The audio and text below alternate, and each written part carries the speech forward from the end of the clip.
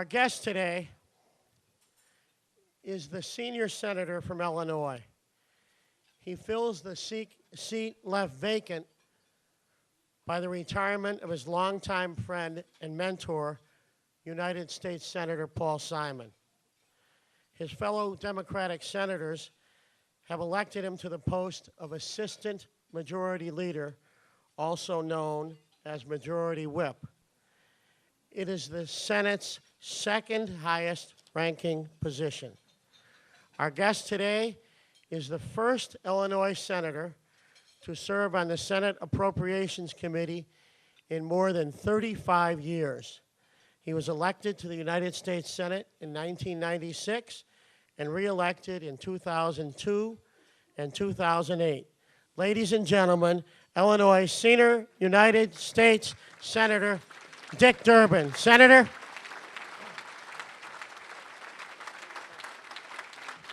Thank you very much. Thanks, everybody. Thank you. Thanks a lot. That's nice. Thank you.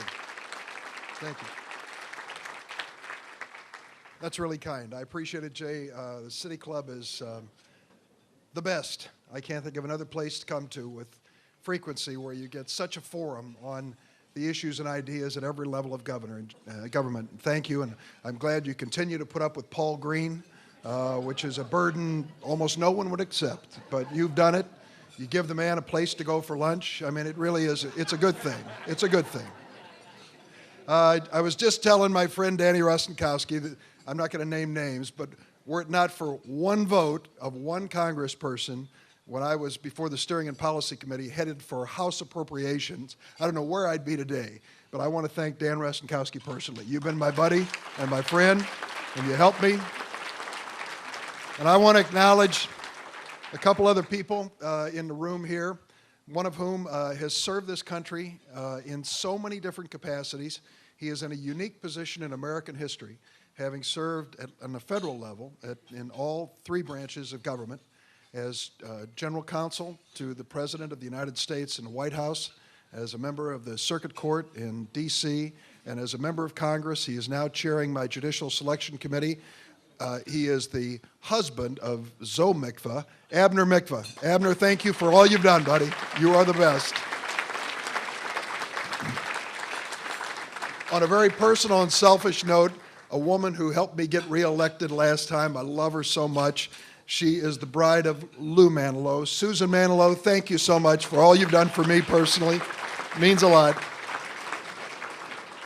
All the elected officials who are here, thank you for what you do. I want to give a special shout out to one. He took over the Illinois State Senate in one of the toughest moments in Illinois political history. It was the biggest single challenge to handle it professionally, within the law, within our Constitution, and he did it in a way that was nothing short of amazing. It didn't just happen. He worked at it night and day. He talked to me from time to time about the studying he was engaged in to make sure that it was done right and properly, and at the end of the day, it was. He now has inherited a major challenge in Springfield, along with Speaker Madigan, in dealing with the financial crisis and working with Governor Quinn. But John Cullerton and Pam, thank you for all you do. We really appreciate it. You're a great leader. Our state's lucky to have you.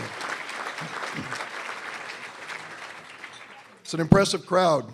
But you know, I don't have to go to Chicago to see a lot of Chicagoans. All I have to do is go downtown in Washington to find a lot of folks from Chicago, starting at the top with our great president and even more famous First Lady, with Rahm Emanuel, the White House Chief of Staff, the most hands-on person I've ever seen in terms of dealing with the issues of the day.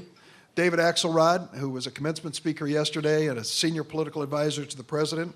Valerie Jarrett, up there in the top levels of government. Hillary Clinton, a former Illinoisan, now in charge of our foreign policy under President Obama. Arnie Duncan, responsibility for dealing with the challenges of education, now nationwide. My old friend Ray LaHood, who was a congressman from Peoria, now the Secretary of Transportation. A fellow you may know, Joe Szabo. Joe is the former Illinois director of the United Transportation Union and was a former switchman for the Illinois Central Railroad. He worked for years in Springfield, did some amazing things, is now head of the Federal Railroad Administration.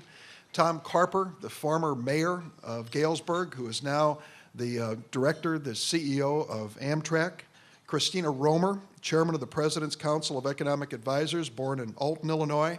Tammy Duckworth, new assistant secretary for Veterans Affairs. You know, it's been, I guess you have to go back to Lincoln and Grant to find so many Illinoisans who are part of our nation's leadership. And I would just say that I'm glad to have them there. It makes my job a lot easier. Phone calls are returned, and it does help when it comes to issues that are important to this city and to this state. We all know he's been probably quoted more than anybody in speeches in Chicago, and I won't miss a chance to talk about what Daniel Burnham said when he said, "Make no little plans, they have no magic to stir men's blood." I will just tell you, this great city was inspired by those words, and this mayor has carried on in this tradition. I think Mayor Rich Daley has done an enormously great job for this city and deserves a round of applause for the leadership that he has done.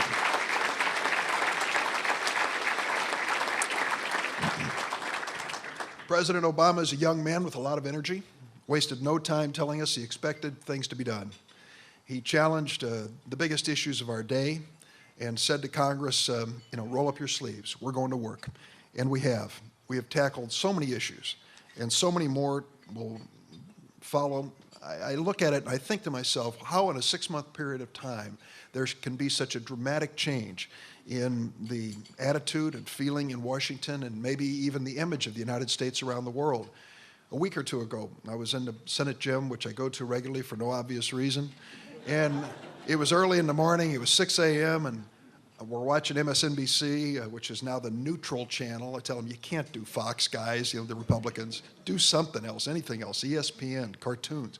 But they picked MSNBC, and they broadcast the president's speech in Cairo.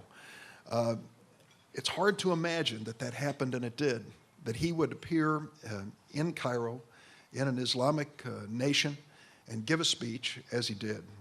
It's also interesting that he was interrupted by someone in the crowd who didn't shout out "Death to America." They shouted out, "Barack Obama, we love you." And he heard that a lot on the campaign trail. I think the president is doing his part to restore our standing in the world, to rebuild coalitions and alliances that really meant so much to us. But he hasn't forgot his first responsibility, and it's right here at home. Let me just run through quickly some of the things we've managed to do in just a short period of time.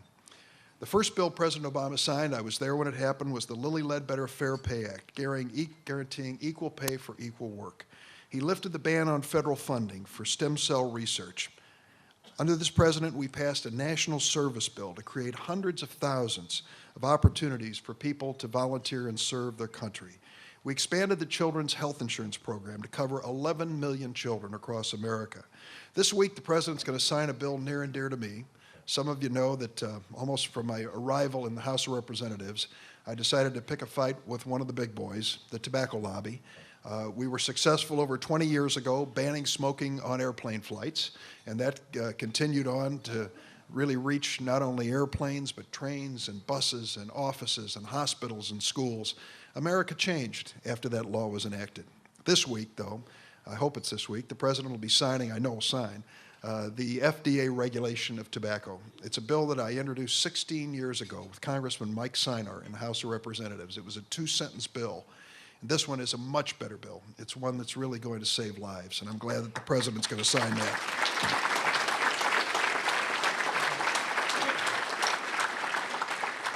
How many of you were in Washington for the inauguration? Quite a few. Well, I tell this is a good political crowd.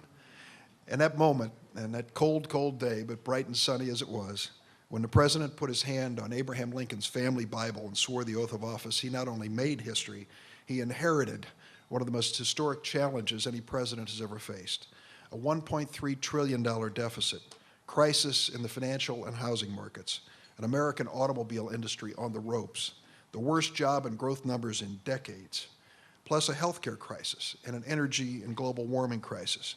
And here's what we've done.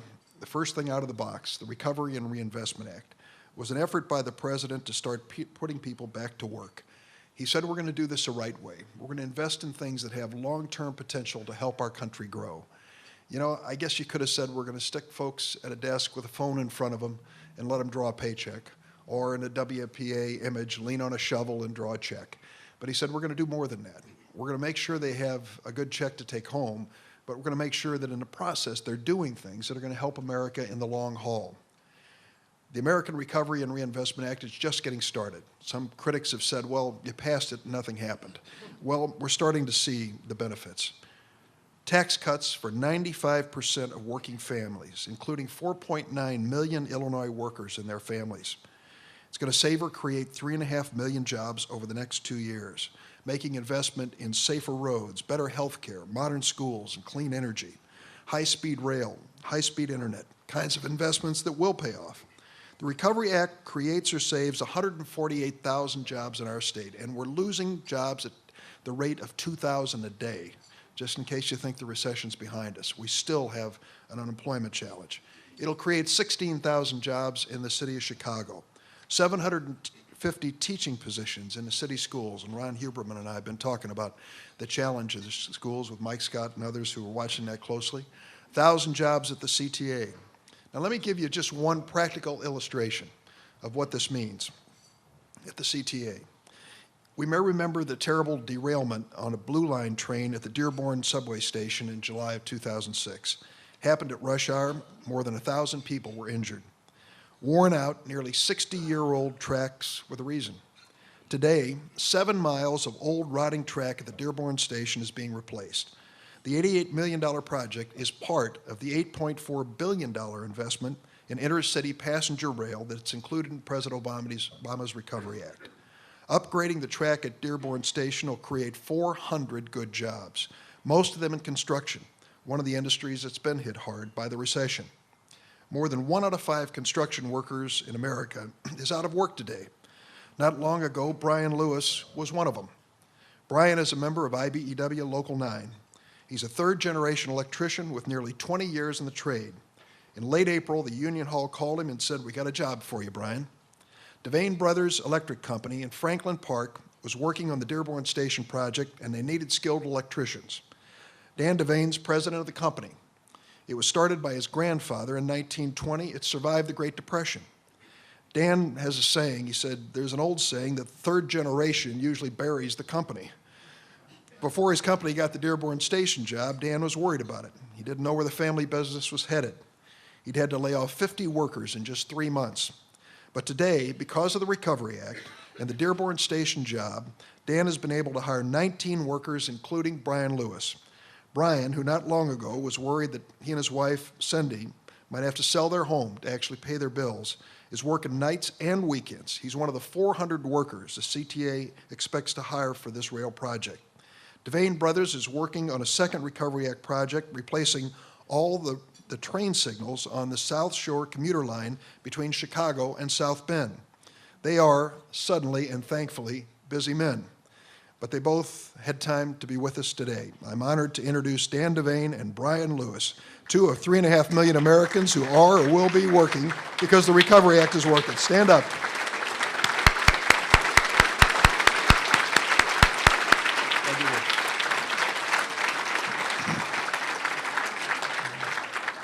Without that Recovery Act and the new track at Dearborn Station, trains along half the Blue Line would have been forced to crawl at speeds of 15 miles an hour in December. That would drive up CTA's operating costs and drive many of the 130,000 commuters who ride the Blue Line each day back to their cars. It's one of the many ways the Recovery Act is helping us, not only in our city and Illinois, but across the nation. There are many other ways it's working as well. There are some who criticized it and said, you know, you just didn't put enough in construction. And I hope and wish we could have done more. But the president decided that about 40% of the Recovery Act would go in actual tax cuts for working families, I mentioned earlier. Then he said we've got to help extend unemployment benefits for those out of work, and that's a natural. And of course, what's the first casualty when you lose your job? Health insurance. So he provided additional help through COBRA. Dan Rusikowski was involved in the creation of COBRA many years ago. Additional help to those unemployed to be able to maintain their health insurance. There's money for community food banks and healthcare clinics and emergency planning. It's a good effort and a good investment that can make a real difference for our future. In addition, the Recovery Act makes historic investments in education. $1.3 billion to prevent staff and program cuts at public schools and universities in our state, and funds to modernize at least 412 schools. I may have these figures slightly off, John, but I know the state's facing a deficit of a little over $11 billion, and they're hoping that some $4 billion will come in through the Recovery Act and lessen the challenge, the overwhelming challenge that you face.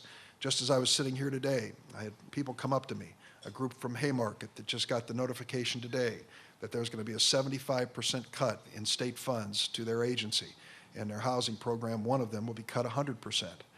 If you know Haymarket and Monsignor McDermott, who gave his life to that wonderful project for people who are addicted, you just know what's going to happen to those folks. They're going to end up out on the street, and you know that their lives are going to be miserable. So I wish you Godspeed, John. You got a tough assignment with our state situation.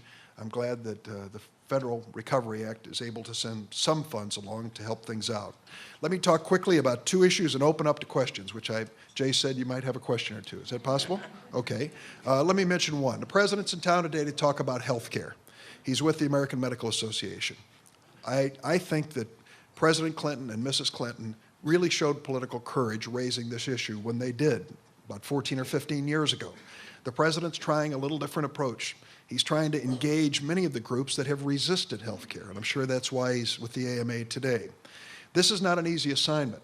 When we ask the American people, what is the driving force when you think of change in health care? What are you thinking about?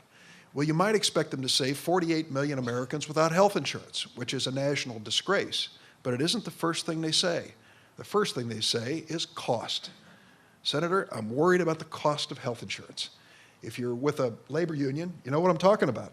You guys bargain for a contract with the contractors here, you get $1 an hour, and you find out that all of it's going for health insurance cost increase next year and no more take-home pay. And incidentally, the health insurance may not cover as much next year as it did this year. People complaining and worrying about pre-existing conditions. You know, what am I going to do if I get in a spot where I can't buy health insurance? I can buy it, but it doesn't cover what I need it for. These sorts of things are really driving a lot of the debate of bringing the cost under control. I don't want to lose sight of these 48 million uninsured. That really does have to change. And that'll be a high priority to make sure everybody has health insurance protection.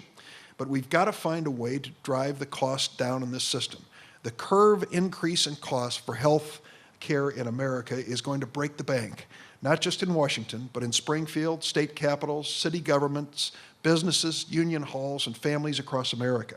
We've got to get this under control. We spend more than twice as much per capita as any country in the world, and as good as we are at health care, some of these countries that spend a lot less have better health outcomes. Now that's a reality. So I'm going to give you a reading assignment if you want one. I mentioned it yesterday on a show that I appeared on. There's a fellow he's a surgeon in Boston. He is an Indian American named Atul Gawande. I've read his books. He's got two excellent books, one called Complications, another called Better. But an article that he published in the New Yorker on June 1st by Atul Gawande told the story of his investigation. Now remember, he's a Boston surgeon. When I called him in Boston about 3 weeks ago, I said, how do you have time to write? Well, he says, I just do surgery during the week. So he looked at the numbers, and here's what he found. One of the most expensive places for Medicare in the world was McAllen, Texas. And the average cost per Medicare patient in McAllen, Texas was $15,000 a year. Another part of Texas, El Paso, a similar community, it was $9,600 a year. So he went to McAllen, Texas to find out what's going on there. Why is it so much more expensive in this one part of Texas? Being a doctor, he knew the questions to ask of other doctors and surgeons. And he started asking. And the first response was, from one of the doctors, as you'll read in the article, oh, Gawande, this is about defensive medicine. You know, we've got these malpractice lawyers breathing down our throats. And another doctor sitting next to him said, wait a minute, that's BS. The Texas law limits pain and suffering to $250,000. We haven't had a malpractice case filed around here in a long time. Well, it turns out it's overutilization and overbilling. What they're doing is running up the cost per patient for profit to take it home. And unfortunately, there's a lot of self-dealing going on, at least in that part of Texas. I took a look at our state, and you know, this is just the first cut at it. but the average expenditure per Medicare patient in Chicago is about $10,000. In my hometown of Springfield, annual, it's about $6,600. Now, the cost of living's higher here. There's no question about it. But does it justify a 50% difference? What we've got to do is ask these hard questions, how to bring the results in that we need so that we have a system that focuses on us as patients, as families, and a system that isn't a government-centered system, one that looks to prevention as well. Last week we had the CEO of Safeway stores. They bought Dominic's, you know. And Safeway sat down and said, we see 4 chronic conditions that drive people to the doctor: cardiovascular disease, obesity, diabetes, and cholesterol issues. And so what we're going to do is to find ways to keep our management, they just apply it to management, healthier. We will offer them a voluntary plan. If you will get in this plan and you will show us that you're taking care of yourself, you're not smoking, your body mass index is coming down, you're exercising, doing the things you're supposed to do, we're going to give you money for it, $700 a year. And it's an incentive for you, but it's voluntary. You want to stay with the old system, you can stay with it. So the vast majority of their management people signed up, and for the last 4 years, Safeway's health insurance costs have not gone up at all. They've remained the same, they're flat. Meanwhile, the industry-wide, they've gone up 38%.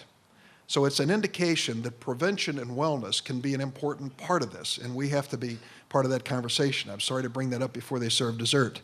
But it's an indication of things that we can do. Now, the last issue I'll mention before I sit down is one involving, or at least answer questions before I sit down, one involving security. I believe the president did the right thing and the only thing he could do in announcing that we were going to close Guantanamo and we were going to forswear torture as a nation. That sent a clear message around the world that it was a new day in terms of our foreign policy. And many places around the world who had the wrong impression of the United States because of Abu Ghraib and Guantanamo started saying, well, it is a new president. Maybe he will take a different approach. I think that was a good lead-in for his speech in Cairo. But now we're engaged in a debate on the floor of the Senate and the House about whether to close Guantanamo. I think it has to be done. We're being told by people who really know this business of security and military defense that it's become a major problem. You know, when General Colin Powell and General Petraeus say close Guantanamo, I'm listening. They believe that Guantanamo is becoming a recruiting tool for al-Qaeda around the world.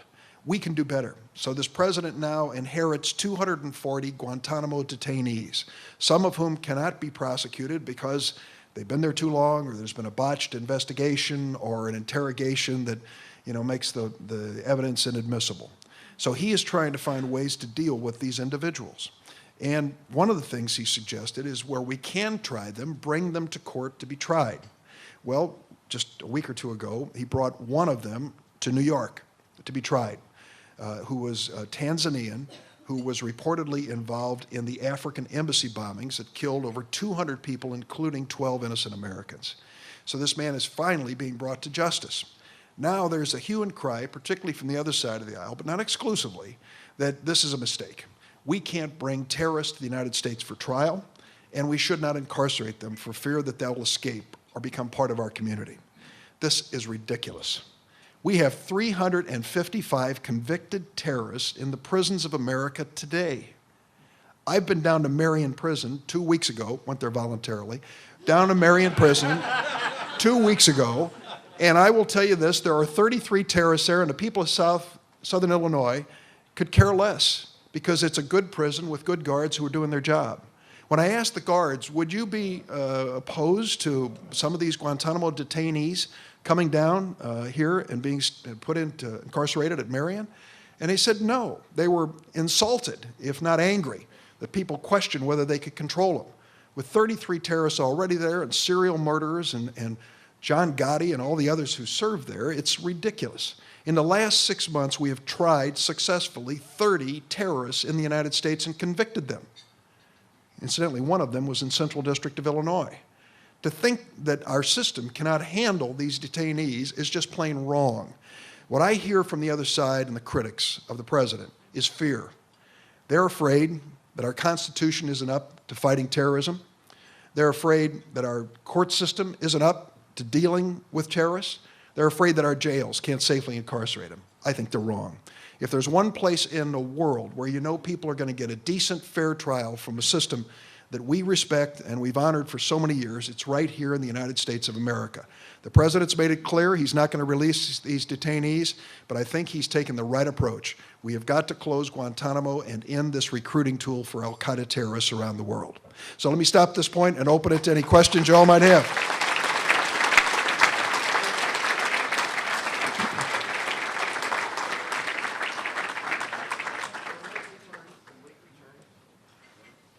Paul, do you clear these questions or what? No. Even though you threw in that little sidebar. Paul is married to a wonderful Lithuanian woman. I want to say something nice about him. I expected that from a guy who just got reelected. Okay. Not bad, Hustle. Quick. That was a good one. Okay, John Lee, first question. Member of the City Club, what do you think, take two, what do you think has the greatest implication for health care? Good economy, per capita income level, early intervention of quality health care? Oh. I was just getting interviewed by Bert. Let me look at this. Bert's running a... No, I want to join your class. Okay, a good economy. What is this?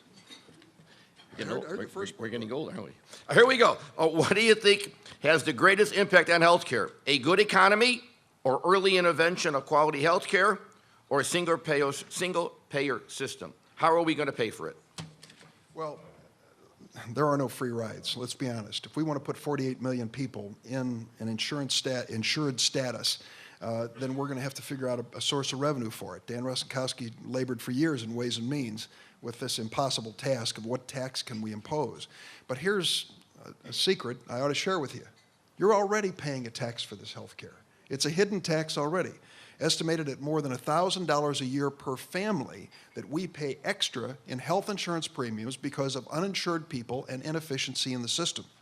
So if we can reach the point, for example, where good hospitals, and there's so many in this city, are not bringing in uninsured people, treating them as charity cases, and then passing the cost along to us, it's going to help to reduce our increased costs in health insurance premiums. So I think making the system work means putting everybody into a status where they are insured and showing up the hospital in that situation. Secondly, though, we've got to take a hard look, and it won't be easy.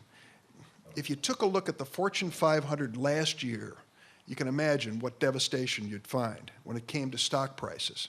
Out of the Fortune 500, there were 24 firms that saw an increase in stock value last year. You won't be surprised that many of them were oil companies. They did pretty well. But you'll also find that the major health insurance companies also showed an increase in the value of their stock. Listen, when I talk about spending twice as much as anybody in the world, that money's being spent in places where people are making a profit. And they are resisting change. They are the folks that don't want to see this change because it's going to change the rules of the game. Fact of the matter, we need more primary care physicians. We need more internists. We need more family care physicians. God bless the specialists. When my family needs them, I want them to be there. But we know that to make the system work more efficiently, we've got to focus more on primary care, more on medical professionals like nurses. So we can do that. In terms of where we're headed, we've got to find a revenue source that's reasonable.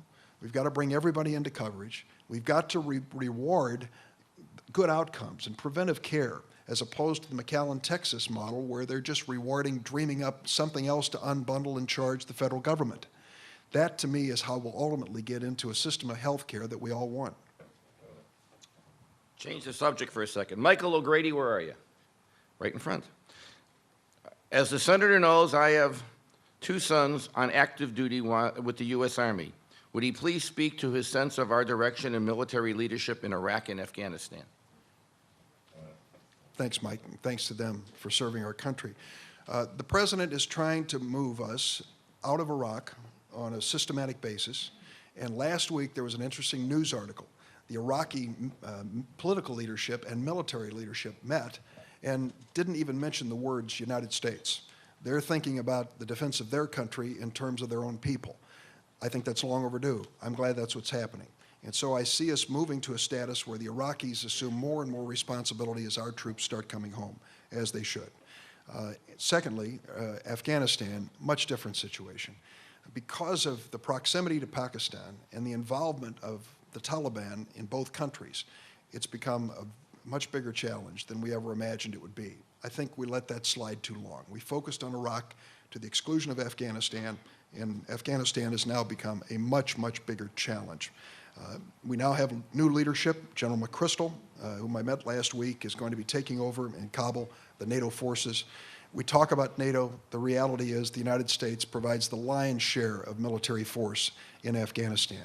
We are trying to find a way to reach the people in terms of their economy so they'll stop growing poppy and stop feeding international drug trades and maybe stabilize that situation in Afghanistan. But our troops are there. They're going to be there at least for the near term. I hope it doesn't go beyond a few years at the most that we will be in Afghanistan. The alternative is unacceptable. If we were to walk away from Afghanistan today and it returned to a situation with Taliban dominance where the al-Qaeda could operate with impunity, we would just be returning to the 9/11 disaster and inviting it again, which we certainly are not going to do. We are working with Pakistan to try to make sure that they work with us. It's a challenge there in a country that's had difficulty with their own political leadership. I'm hoping we can get that done. Here's a veteran of the near North Side political wars, Michael Bauer. What do you think is the likelihood of the United States Senate passing federal hate crime legislation in the near future? Michael, I think we're going to get to that bill. You know, the driving force behind it for the longest time was Teddy Kennedy. He always brought it up, and obviously Teddy hasn't been with us. He was diagnosed a little over a year ago with brain tumor, and he's doing great. I mean, all things considered, but he's not there on a regular basis, and he does a lot of it long distance. So Kennedy used to have an agenda where every other bill on the floor was his, and we did it willingly because they were good bills, and hate crimes was one of those bills. And I think we need to take it up. I want to take it up, and if Teddy's not coming back soon, we're going to have to find another champion on that HELP committee or Judiciary Committee. But it's a good bill, one I support. This is from Clerk of the Circuit Court, Dorothy Brown. Dorothy, where are you? Oh, hi, Dorothy. It's a long question, Senator Durbin. I will try and read it. Congress has bailed out the financial and auto industries. When will Congress bail out our children who are killing one another with specifically targeted funds for inner city youth, jobs, and programs? I'm glad you asked the question, Dorothy. Ron Huberman and I just have had several conversations, one in Washington and one over lunch today. Ron, correct me if I'm wrong, but 40 school children lost their lives during this school year. Is that correct? About 40? And how many were wounded by gunshots? 600. This is a scandal of national proportion, that we would see this occurring on a regular basis in this great city. And Ron and I are talking about working with the mayor and some people in Washington, first to understand the problem. If we took a map of where these shootings occur over a period of years, do we find them coming back to the same neighborhoods over and over again? What time of day do these shootings occur? Who's involved in these shootings? Were the kids who were shot regular students, or are they students who were dropping out? And Ron and I have been talking about that. They're going to try to analyze some of the student behavior that leads to this. The gang situation, as Ron knows, having served on the police department, knows better than I do, has changed in Chicago from these huge gangs with very powerful leaders that have been broken up, and now they're much smaller gangs, and they're hard to get a grasp on. It isn't like you're going after a kingpin anymore. There are a lot of little kingpins around there, and that creates a challenge for us. We have to, when Mayor Daley said, "I'm taking on the schools, give them to me," he understood two things. People won't stay in this city after they're married and have that baby if they don't think they're going to have a school they can put the kid in, and secondly, if they don't think the neighborhood's safe. And this issue goes to both issues, or this question goes to both issues. So I'm going to try to work with Ron and with the mayor to see if there's a way that we can engage Arnie, Duncan, the president, and Ram and others in thinking of some creative way to deal with this tragedy. It's awful.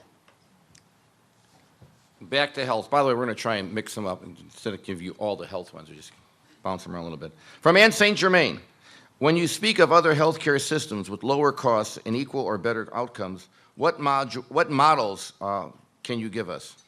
Well, You could actually look in our own country, Ann, in terms of models that work. You know, when Gawande wrote the article in the New Yorker June 1st, that's your reading assignment, incidentally, he went up to Mayo Clinic and found out what they were doing in that area, where the costs are dramatically lower. You know, they found a way to do it. One of the ways they do it, I hate to say, is all of the physicians at Mayo Clinic are on salary. They are not compensated for the work that they do, how many procedures that they call for. They receive an annual salary and look for an outcome for the patient. I don't want to say that that should be the national model, but it is instructive as to how to bring costs down and still get good results. There are other places, too, that really have created good healthcare models. I want to put a plug in here for our community healthcare clinics around this city and around the state. I mentioned to a group earlier today that Carmen Velasquez, who runs the Alivio Medical Clinics, I don't know if you're familiar with it. She is a great one. The daughter of the late Arturo Velasquez, who was a wonderful Hispanic leader in town here. I've told her, and I've been to Alivio several times, if I were sick, I would feel confident walking in the front door there that I'd get the best professional care. And she is literally treating the poorest people, the uninsured people of Chicago. So if you can maintain quality and make it accessible, you can really get results here. Other countries have things that might help us, but ultimately we need an American solution, not a Canadian or a British or a New Zealander solution.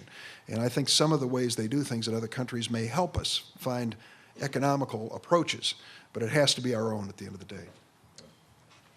Moving right along, this is from former Alderman Bert Notaris. What is the story behind the new modern prison in Montana, not occupied? Oh. You got that one? Yeah. Oh, geez.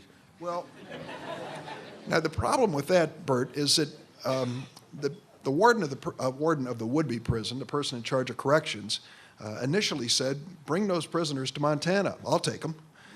And I would dare say that might happen in other states as well, not to pick any names out of a hat. But some of the political folks in Montana said, "We don't want them."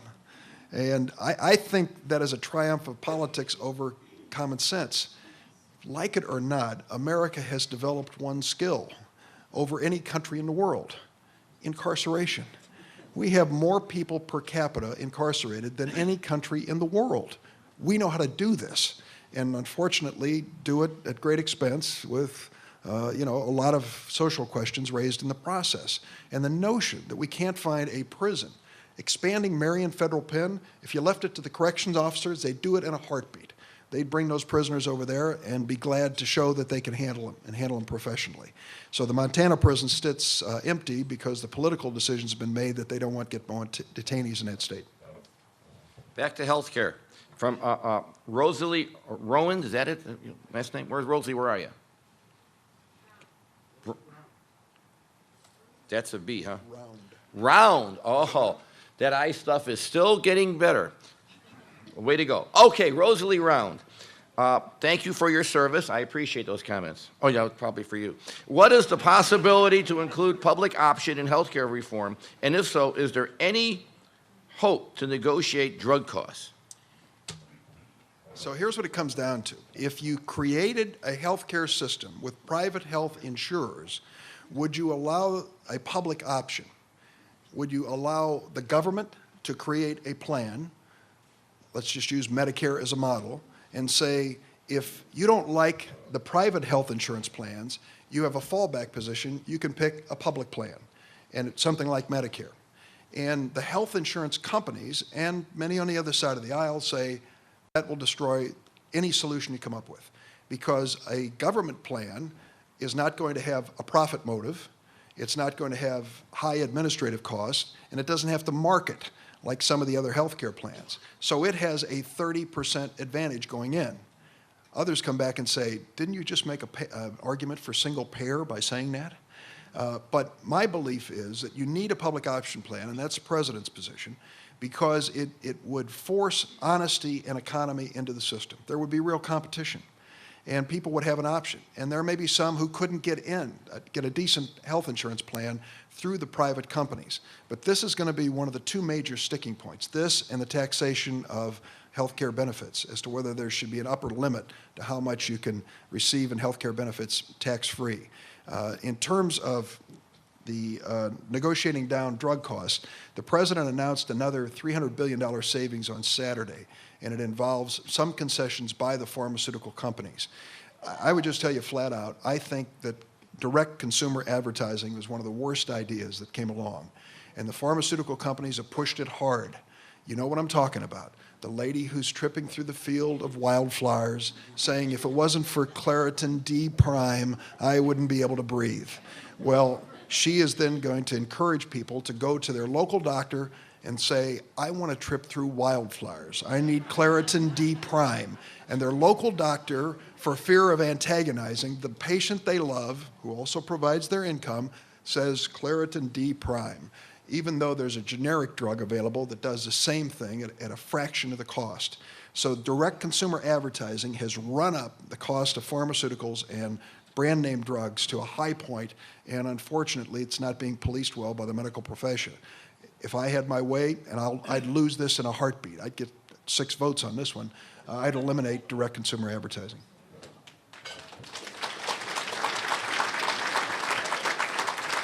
Okay, we have 3 more questions left. 2 more quickies on, let's try and limit the time of the senator on these 2. From Joy Saxon. Hey, I've watched Nancy Pelosi. All right, Joy Saxon, are you in favor of health care for illegals? Yes or no? No explanation. No. So here is the situation we faced. Right now, the courts have told us, and I think rightly so, that if children of undocumented people are in America, they have to go to school, all right? They have to have schools available to them. And then the obvious question presents itself. Well, do you want those kids to be healthy if they're sitting next to your child in school? I think it's pretty obvious you do. And so what we're trying to do is come up with a humane system, and I know the state's wrestling with this as well, a humane system that provides basic health care for everyone. I just don't, let's be honest about this, my friends. I don't want to look at the wait staff in this restaurant, but you can look at it in any restaurant, and you're going to find a lot of folks who are new to this country, and they sustain, as Alderman Tunney and I have discussed, a lot of restaurants across the city of Chicago. And the reality is these are hardworking people who want to be part of us. We need comprehensive immigration reform. That really is what this question is all about. I'll put a plug in for a little provision I came up with called the DREAM Act for kids who are brought here at an early age, graduate high school, want to go on to become college graduates or enlist in the military. They deserve a path to legalization. For the 10 or 12 million who are here, obviously we need to make sure that they pay a price for coming here illegally, fines if necessary, pay their taxes, learn English, don't break the law, but give them that chance at least that they won't be hunted down by law enforcement. You know, the sooner we accept the reality that many of these families are people we know, people you deal with every single day, a major part of the economy, not just of Chicago and Illinois, but of our nation. We need to embrace this and deal with it, and then questions of health care will become secondary. Another 2 more to go. Another quick one from Bob, what's that? Kogut? Yes, right there, Bob, good. What is your position on employees, employers being taxed for health care benefits? Employees, employers, the employees of the employer. Let me rephrase it, Mr. Senator. What is your position on employers being taxed for the health care benefits of their employees? This is a second hot button issue, aside from the public option. Immediately, there'll probably be others. And the question is whether or not there is health insurance that it turns out to be beyond what anyone really needs. It's the gilt edge health care plan that covers everything under the sun. Should you be allowed full tax deductibility for that health care plan? Or have you passed a certain point where you should pay taxes on it? And that is the debate. And it was a big one in the campaign. If you'll recall, John McCain said tax it. The president said don't tax it. Now there is a debate going on in Washington among the groups that want to protect this full deductibility for whatever the cost of health insurance are the labor unions. And the labor unions, of course, when they organize, promise the workers, we're going to give you better health insurance than you've ever be able to get by yourself. And so this is a great marketing mechanism for labor unions, and they're worried about the taxing of benefits on policies that are high-end policies. Then there's this other element here that goes beyond labor unions or any of the politics of this situation. Basically, many people across America say, healthcare reform is great, but would you please leave me alone? I've got a health insurance plan I like and I want to keep, and I don't want to be forced into anything else. I want to be able to choose my doctor, choose my hospital. I want to have the doctor-patient relationship protected, and I don't want to be forced into this thing. So we have said at the outset, okay, the starting position is if you have something you like, you can keep it. No forced change. Well, it's one thing to say that, but then to say, but we may tax it. See, it gets into a little complication here politically. So we're going to be, I don't know what the answer is going to be ultimately on this. If we don't use that as a revenue source, we have to find another one.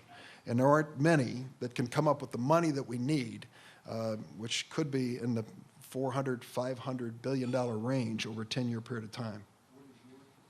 My position, I would rather not tax the benefits. I think it's a slippery slope. Where do you draw the line?